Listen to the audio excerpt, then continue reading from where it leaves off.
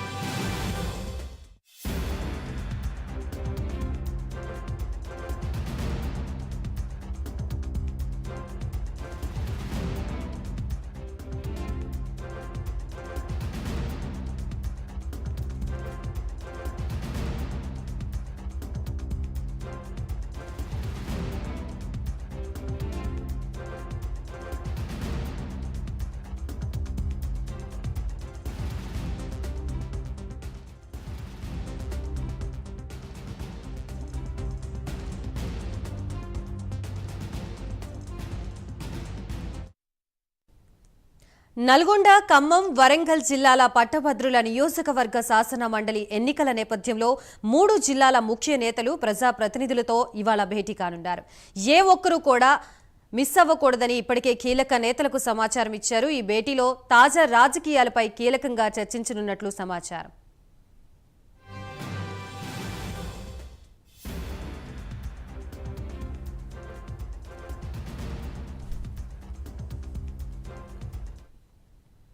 సార్వత్రిక ఎన్నికల వేడి తెలంగాణలో మరికొద్ది రోజులు కొనసాగే అవకాశం కనిపిస్తోంది.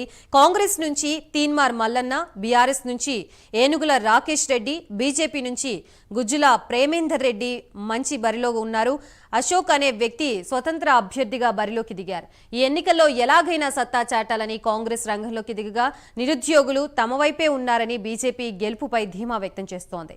సిట్టింగ్ స్థానాన్ని కాపాడుకోవడానికి బీఆర్ఎస్ సర్వశక్తిలా ఒడ్డు